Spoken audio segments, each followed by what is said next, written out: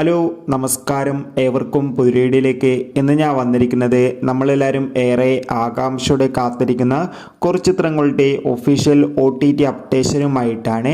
വീഡിയോയിൽ മുൻപ് video like ചെയ്യുക, ചാനൽ സബ്സ്ക്രൈബ് ചെയ്യുക. ഈ വരുന്ന സെപ്റ്റംബർ മാസം ധാരാളം ചിത്രങ്ങൾ ഇനി OTT റിലീസ് ചെയ്യാൻ പോവുകയാണ്. നമ്മുടെ ചാനൽ പരിശോധിച്ചാൽ നിങ്ങൾക്ക് കാണാൻ വേണ്ടി സാധിക്കുന്നതായിരിക്കും.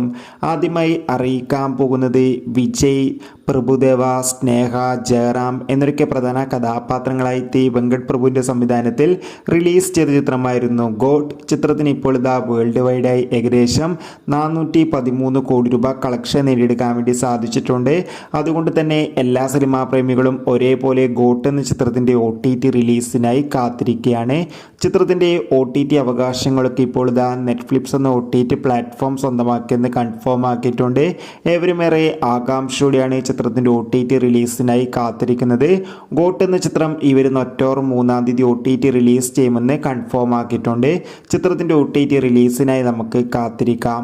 അടുത്തതായി അറിയിക്കാൻ പോകുന്നത് സൂരി, അന്നാബൻ എന്നൊക്കെ പ്രധാന കഥാപാത്രങ്ങളായിട്ട് തമിഴ് ചിത്രമായിരുന്നു കൊത്തുകാളി.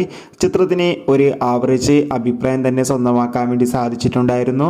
കൊത്തുകാളി എന്ന ചിത്രം ഈ വരുന്ന സെപ്റ്റംബർ 27-ാം തീയതി സിംപ്ലി സൗത്ത് എന്ന OTT പ്ലാറ്റ്ഫോമിലൂടെ OTT റിലീസ് ചെയ്യുമെന്ന് കൺഫേം ആക്കിയിട്ടുണ്ട്.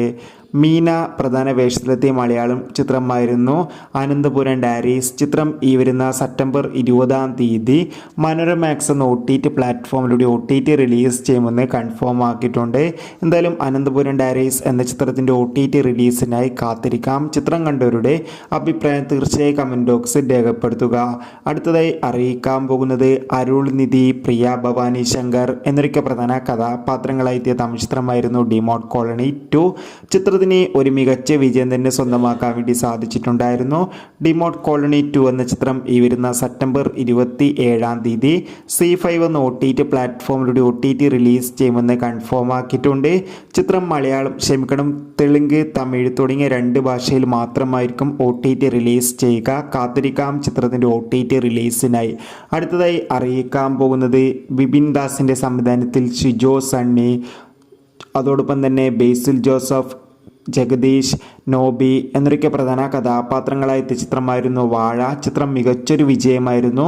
ചിത്രം ഈ വരുന്ന സെപ്റ്റംബർ മാസം 23-ാം തീയതി ഡിസ്നി പ്ലസ് ഹോട്ട്സ്റ്റാർ എന്ന OTT പ്ലാറ്റ്ഫോമിലൂടെ OTT റിലീസ് ചെയ്യുമെന്ന് കൺഫേം ആക്കിയിട്ടുണ്ട്.